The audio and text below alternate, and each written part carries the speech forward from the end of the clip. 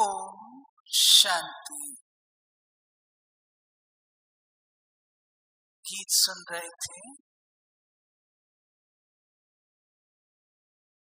तन एक मंदिर हो,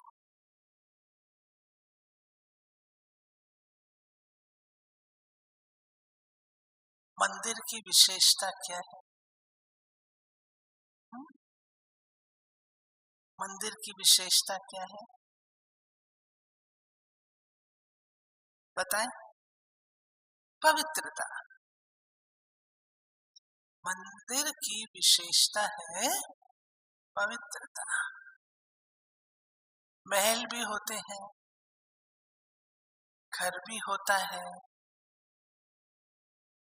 बंगलोज भी होते हैं, कोठियां भी होती हैं। उन सबको एक पलड़े में रखो और एक मंदिर को एक पलड़े में रखो। भारी कौन सा है? मंदिर, क्योंकि पवित्रता का वास। प्यारे बाबा ने नई सृष्टि की रचना का कार्य इस आधार से किया, पवित्रता।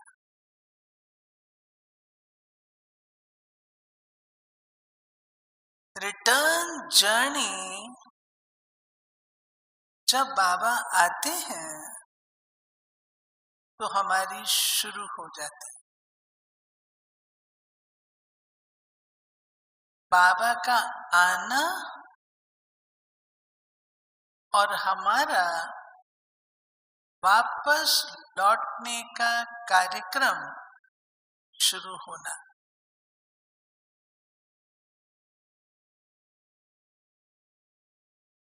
वापस लौटने के लिए क्या चाहिए? पवित्रता। वो पवित्र धाम है,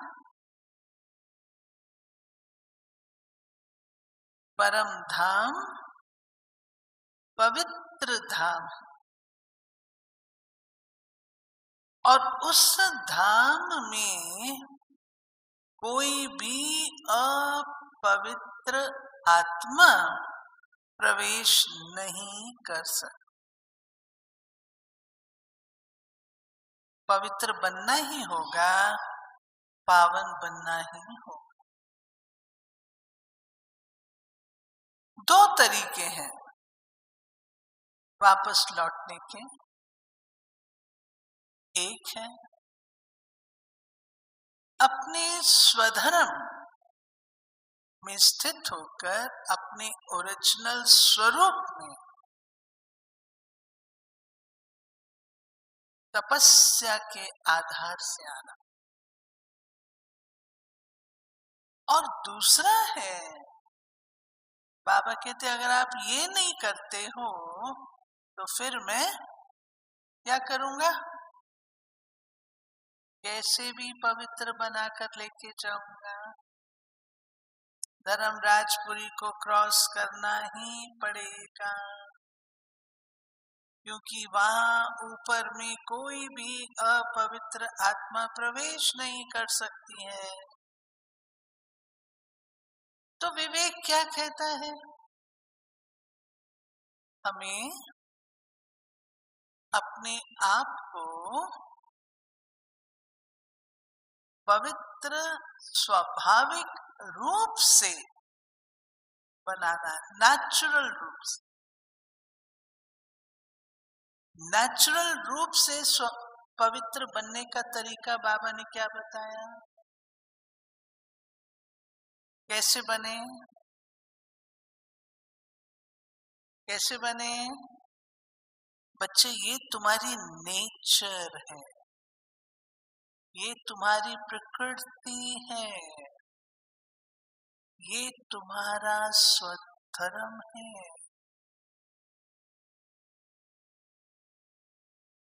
जितने यहां बैठे हैं एक सवाल अपने से पूछ सकते हैं, क्या सच में मुझे महसूस होता है कि पवित्रता मेरा नेचुरल स्वभाव और संस्कार है?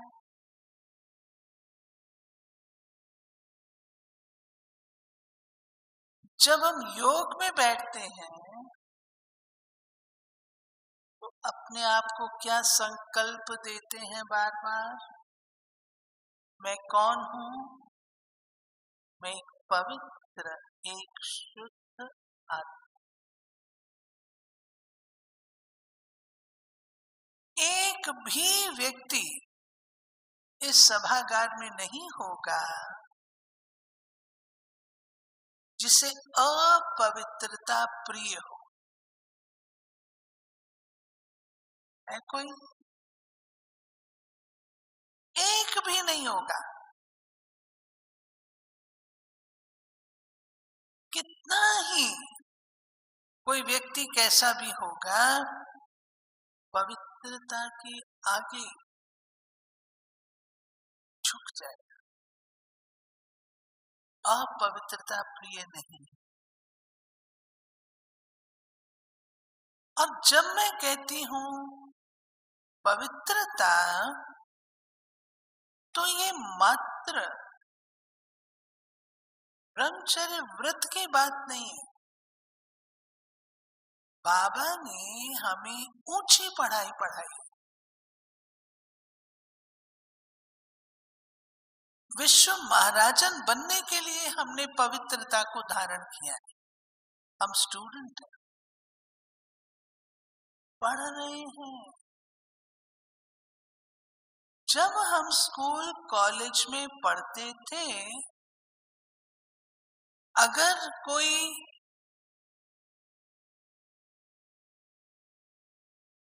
की शादी हो जाती थी तो माता पिता क्या कहते थे? तुमको उनके संग में नहीं रहना।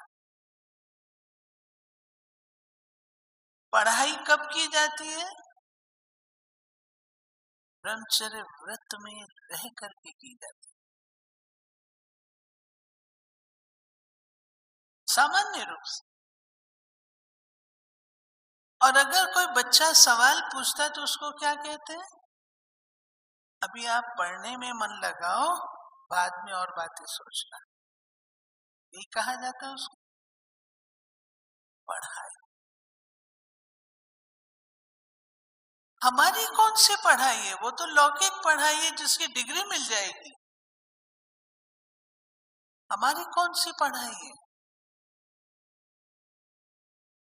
जो पूरे कल्प की कमाई करने के योग्य बनाती है?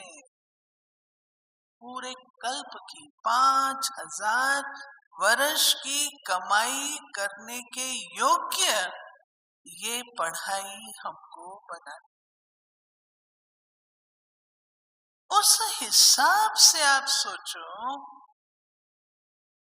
इस पढ़ाई में पढ़ते हुए अपनी मन और बुद्धि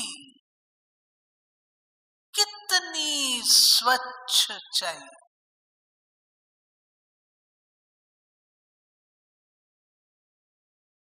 कितनी स्वच्छ चाहिए।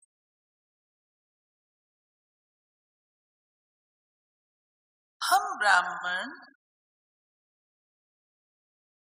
ब्रह्मचर्य व्रत का पालन करके योग लगाने योग्य बनते हैं। जब तक इस व्रत का पालन नहीं है, तब तक योग भी नहीं लगता।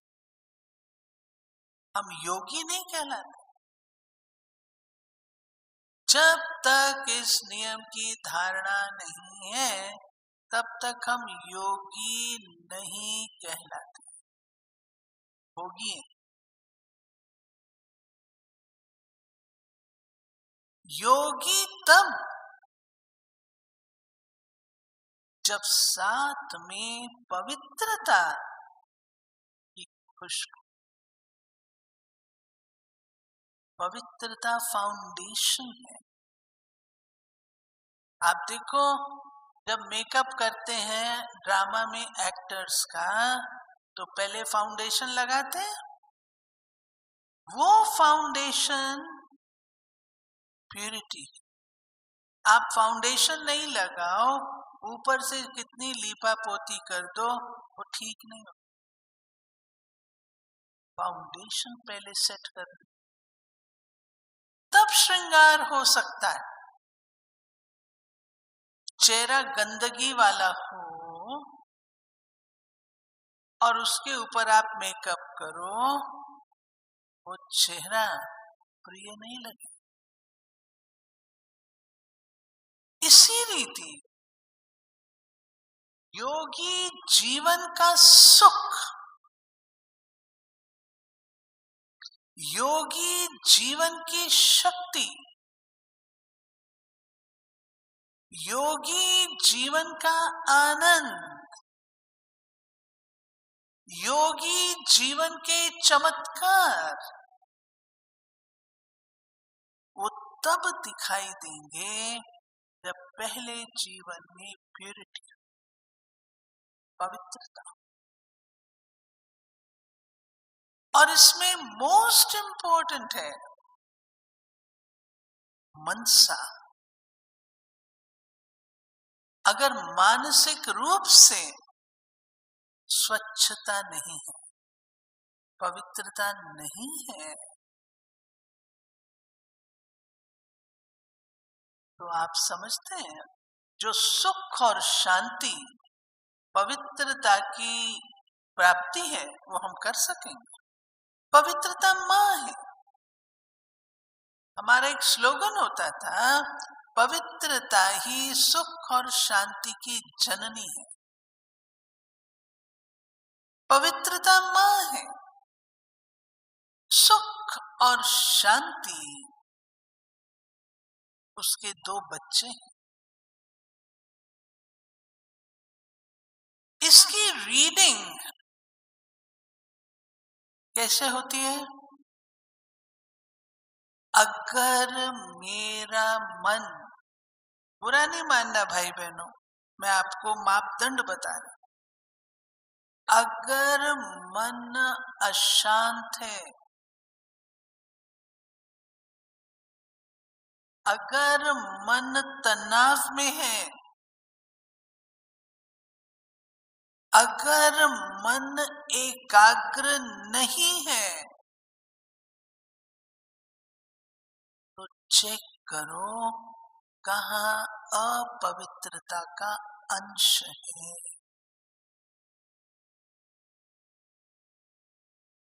जो देह अभिमान के रूप से हो सकता है। बाबा पवित्रता की धारणा के लिए पहले पहले आकर के जो फर्स्ट स्टेप पुरुषार्थ का बताते हैं, तुम आत्मा हो, ये देह नहीं। ये तन मंदिर तब बनता है जब मैं स्वयं को सालिग्राम उच्च आत्मा समझता। शिवलिंग के साथ हम आत्माओं की पूजा है। पूज्य मूर्ति यहां पर हो और उसका आभास, उसका अनुभव हो, वो स्थिति हो, तो ये शरीर मंदिर, अन्यथा थोड़ी मंदिर बन जाए। मनसा में अगर व्यर्थ चलता है, संकल्प विकल्प है, आपका समय वेस्ट जाता है। प्यारे भाई और बहनों, अपने दर्पण के अंदर देखो कहां अपवित्रता का अंश। बाबा ने स्पष्ट मुरलियों में कहा है, व्यर्थ कीड़े मकोड़े वहां पैदा होते हैं जहां गंदगी होती है। मेरा मन उज्जवल है, कहां गंदगी है चेक कर। कहीं नैनो का रस तो नहीं आता। अगर नैनो का रस आता है तो गड़बड़।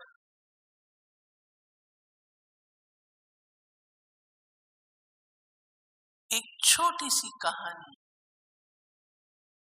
महाभारत से। मैं कई बार ये कहानी क्लासेस में सुनाती हूँ, हो सकता है कुछ ने सुनी भी हो। कहते हैं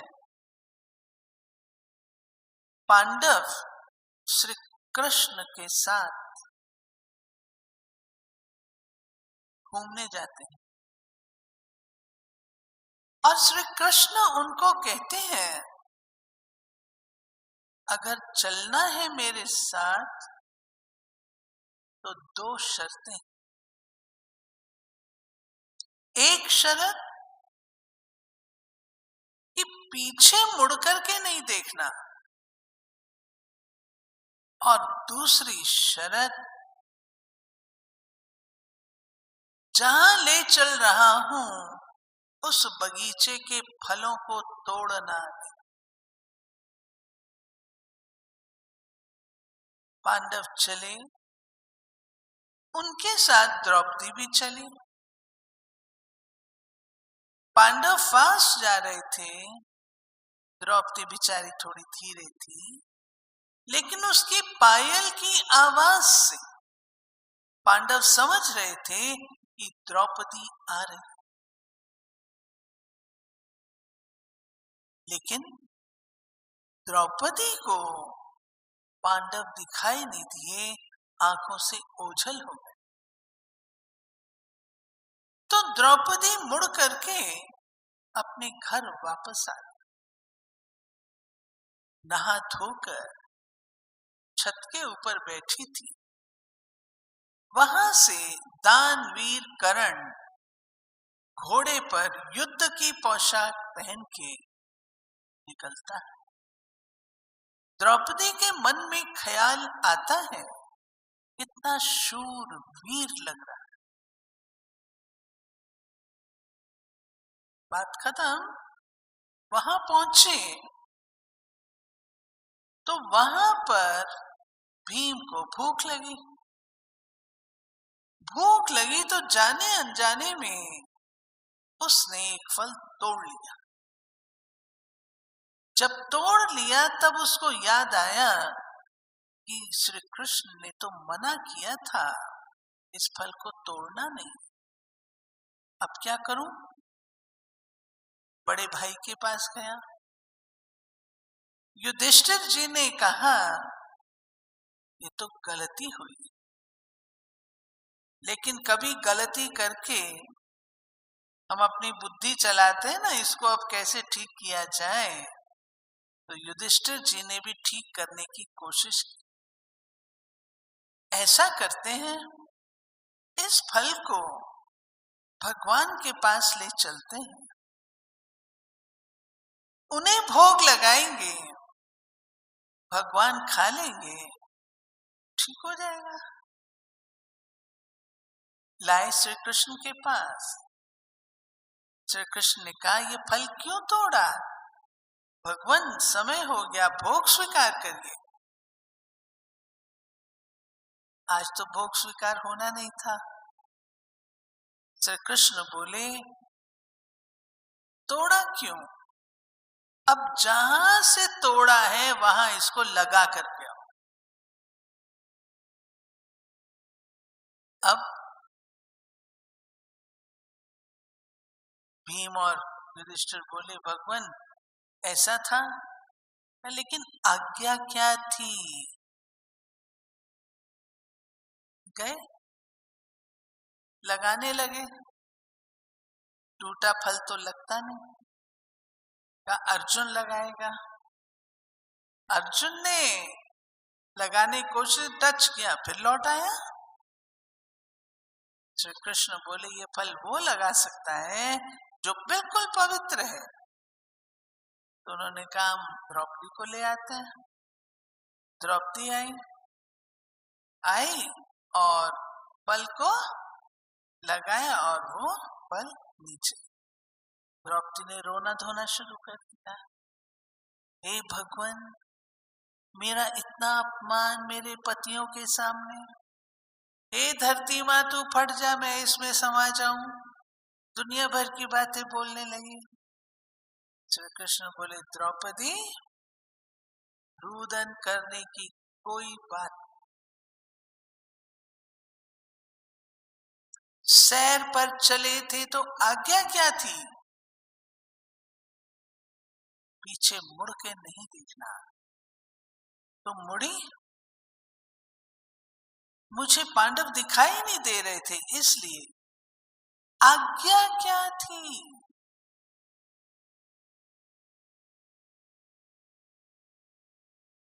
फिर क्या हुआ?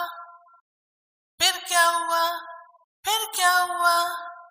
करते करते श्री कृष्ण उसको उस पॉइंट पर ले आए जहां उसके मन में ये ख्याल आया था कि कर्ण कितना शूरवीर लग रहा है।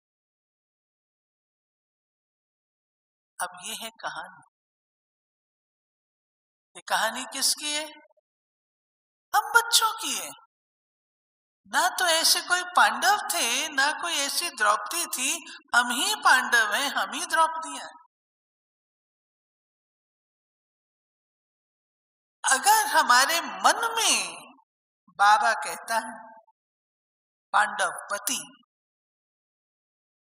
अगर तुम्हारे मन में ये ख्याल भी आता है कि फला कितना अच्छा है, इसकी कंपनी मुझे अच्छी लगती है,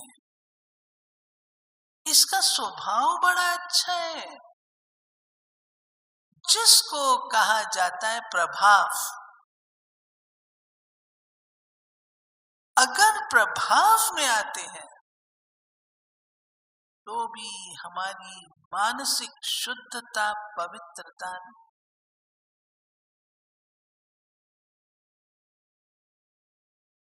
मानसिक पवित्रता अर्थात अव्यभिचारी याद। आप याद करिए, जब हम शुरू में आते हैं, योग में बैठते हैं, हमारी दादियां हमें कहा करती थी अंग अंग से ना मिले। बैठते हैं ना, आप लोग एक दूसरे को टच कर लेते हो, बहुत नजदीक बैठ जाते हो, ये दादियों को सुनता है। वाइब्रेशंस जाते हैं।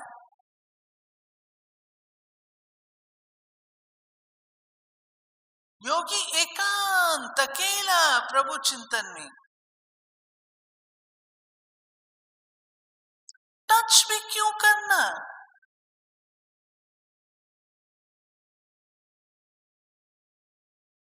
घर में चलते चलते हम लोग एक दूसरे को टच कर लेते हैं, क्यों? बाबा को ये प्रिय, इसका परहेज रखना है।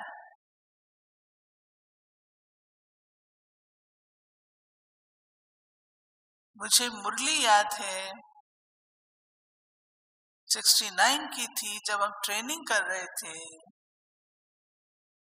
एक मुरली आई जिसमें लिखा था कि किसी के बिस्तर पर बैठना भी चोरी है, किसी की चीज यूज करना, बैठना, ये सब पवित्रता को डाइल्यूट करना है।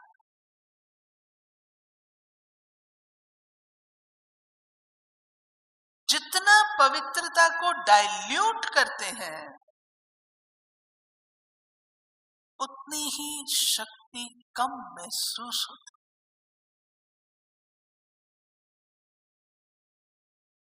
हम सब चाहते हैं प्यारे बाबा को हम ग्लोरीफाई करें, प्रत्यक्ष करें, और बाबा ने स्पष्ट कहा है वो प्रत्यक्षता तुम्हारे भाषणों से नहीं होने वाली है,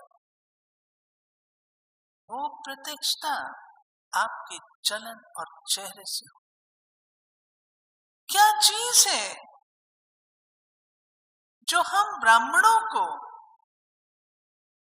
हम ब्राह्मण बच्चे बाबा की अगर दुनिया के लोगों के बीच में खड़े हो जाते हैं, हमारी पहचान अलग होती।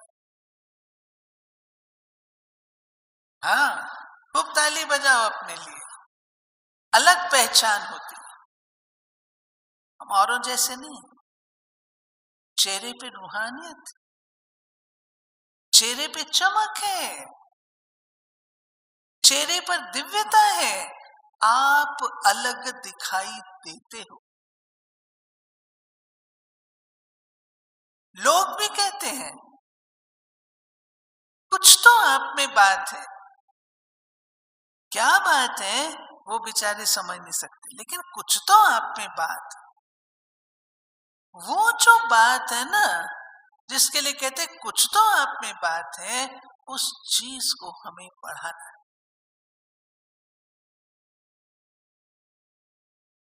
और वो है हमारा पवित्रता का जन्म, मानसिक शुद्धता,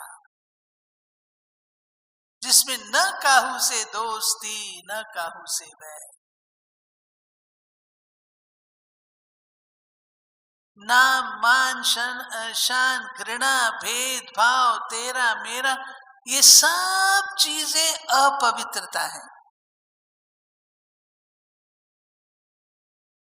इन सब से ऊंचे उठते जाना, जितना आप ऊंचे उठते जाएंगे उतना आपके अंदर वो रूहानियत बढ़ती जाएगी, वो आकर्षण आता जाए।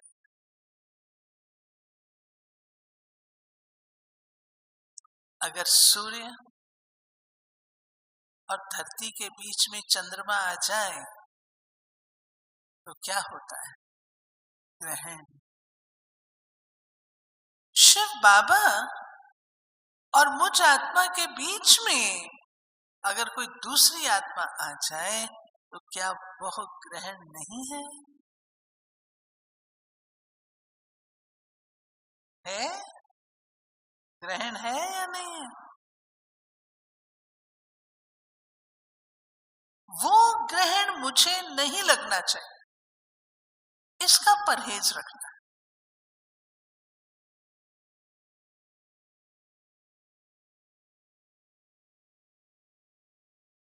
वो रूहानियत जिसकी कोई ट्रांसलेशन नहीं है, वो रूहानियत का अभ्यास जो बाबा कहते हैं, भाई भाई की दृष्टि का अभ्यास, वो हमारा बढ़ना चाहिए।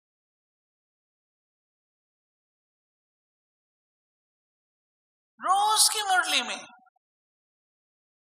बाबा इस सब्जेक्ट को रिवाइज करते हैं, आत्म दृष्टि, भाई भाई का अभ्यास। इसमें हमें कमजोर नहीं, जितना जितना सोल कॉन्शियसनेस में आते जाते हैं उतना उतना हमारा ऑरा ऐसा बनता जाता, प्रभा मंडल जिसको कहते हैं, ऐसा बनता जाता है जिसके अंदर कोई भी प्रवेश नहीं कर सकता, कोई नेगेटिविटी प्रवेश नहीं कर सकता। सीता का मिसाल है ना, एक राम की याद में थी, एक मीरा सिर्फ कृष्ण की याद में, और कोई उसे दिखाई नहीं देता था। ये किसकी याद है? हमारी ही तो है ना। हम ही तो मीरा थे भक्ति में, और आज हम ही तो मीरा हैं। हम मीरा का एग्जाम्पल देते हैं। क्या ही अच्छा मैं सच्ची मीरा बनकर के जी लूं, सच्ची सीता जो रावण प्रवेश नहीं कर सका, टच नहीं कर सका, पवित्रता की मर्यादा की लकीर के अंदर थी।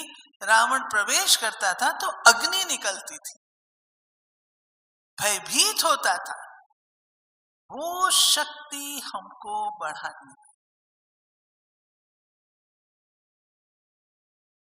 जैसे जैसे साइंस में न्यू टेक्नोलॉजी आती है, ऐसे हमारे ज्ञान में न्यू टेक्नोलॉजी पवित्रता की। इस टेक्नोलॉजी के उपयोग से, इस टेक्नोलॉजी के स्पेशलाइजेशन से, जो कल बाबा ने कहा निर्विघ्न, वो हम निर्विघ्न रह सकते। इसको बढ़ा, अपने मन को इतना ब्यूटीफुल बना लें, इतना शुद्ध, इतना पवित्र बना लें, जो कोई भी ऐसी बात जो स्वयं को अप्रिय लगती हो, वो उसमें बैठी हुई ना।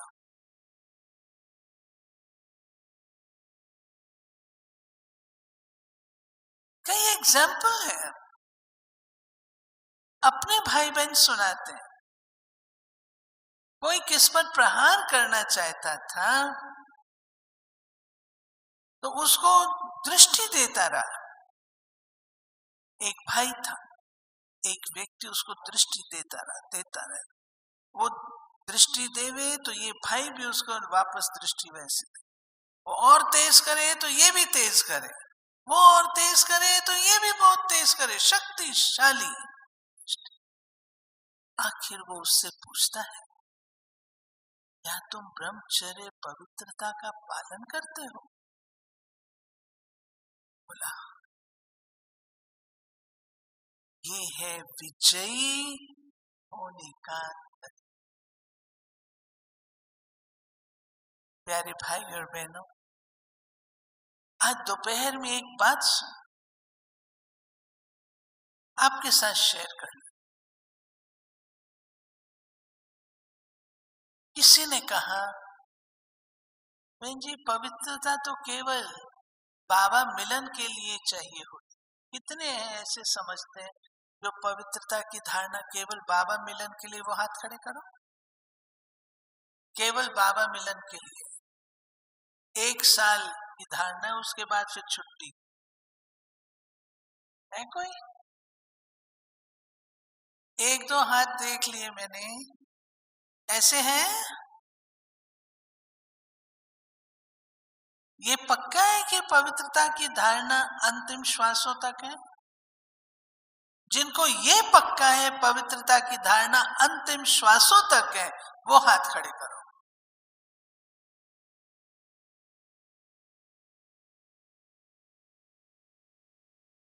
मेजॉरिटी की तो।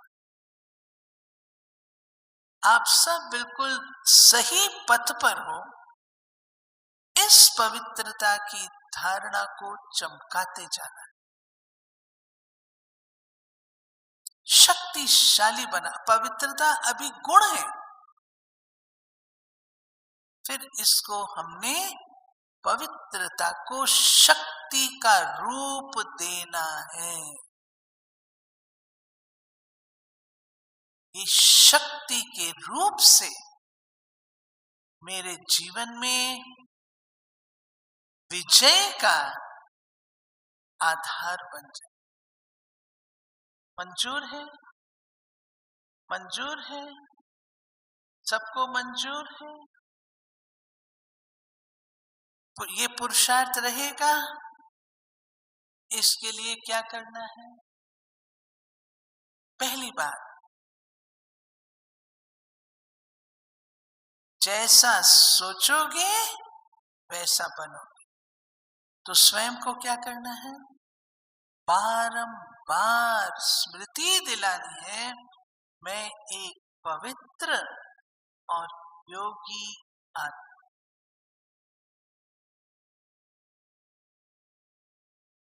हो सकता है, हो सकता है भाइयों, रोज स्मृति दिलाना बारंबार हो सकता। दूसरी बात, संग का अटेंशन।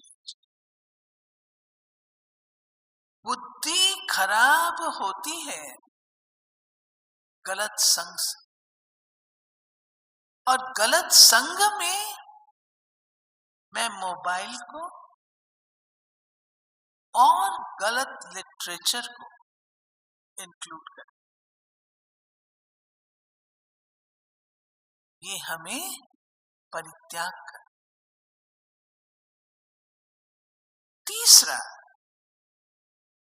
व्यर्थ बातों का चिंतन, वार्तालाप।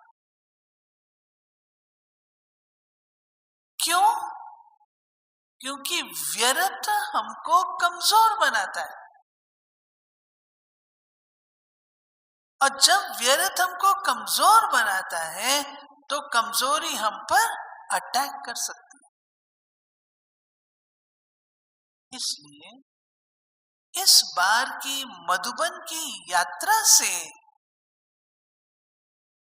ये संकल्प पक्का करके जाए कि हमने व्यर्थ चिंतन नहीं करना है, मैंने कमजोर नहीं बनना।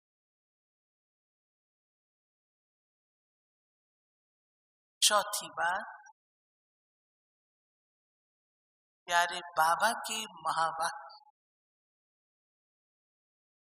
उन्हें कभी भी मिस नहीं करिएगा, और दिनचर्या जो बाबा ने बना के दी है उसका पूर्ण रूप से पालन, इसकी शक्ति होती। एक बात आपको बताती हूं, बाबा की मुरली से ही। बाबा ने एक मुरली में कहा है, कई बार बच्चे सोचते हैं, पूछते हैं, क्या ये कर्मातीत हो गए? यही कर्मातीत स्थिति है। बाबा ने कहा, ऐसे बच्चों के किए हुए पुण्य कर्मों का खाता मेरे पास जमा होता है। सारी उम्र पुण्य कर्म जो किए, उन पुण्य कर्मों को, उसकी प्रारब्ध को आई वेल के लिए मैं यूज करता हूं। उस आधार से उन आत्माओं को कर्मातीत बना। गहरी बात है। तो हमें इतने पुण्य कर्म जमा करने हैं जो लास्ट में अगर कर्मातीत यहां नहीं बनी तो उनका खाता मुझे मिल जाए। इसलिए श्रेष्ठ पुण्य कर्मों का खाता।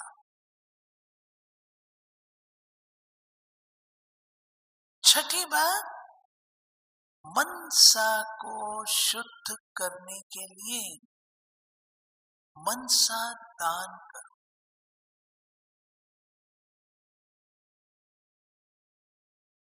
मनसा को शक्तिशाली बनाने के लिए मनसा दान करो। मनसा दान कैसे होता है? शुभ भावनाएं, शुभ काम, गुड वाइब्रेशंस, प्योर वाइब्रेशंस, सबके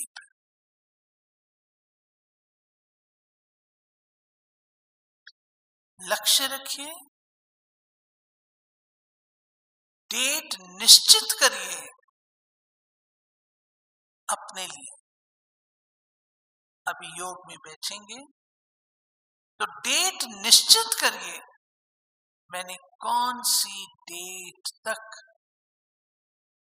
ऐसा पवित्र पवित्र स्वरूप न बना। ये तन मंदिर का रूप ले ले, कौन सी डेट तक में गुप्त पुरुषार्थ, अंदर ही अंदर पुरुषार्थ, बाप दादा के अव्यक्त रूप के महावाक्यों का अध्ययन। और जब आपके मन में कमजोरी आती है, उस कमजोरी को दूर करने के उपाय बाबा ने दिए, और वो है कर्मों का दान पुण्य, कर्मणा सेवा। जितना उसमें हम सहयोग दे सकते, वो समय आएगा, बाबा ने गारंटी दी है, वो समय आएगा जब हम बाबा के बच्चे लाइट हाउस होंगे और सारी दुनिया की आत्माएं हमें ढूंढते ढूंढते आएंगी, ये लाइट कहां से आ रही। ऐसा बनना है ना, बनना है ना, लाइट हाउस बनना है ना। ये पुरुषार्थ यहां समाप्त करती हूं। ओम शांति।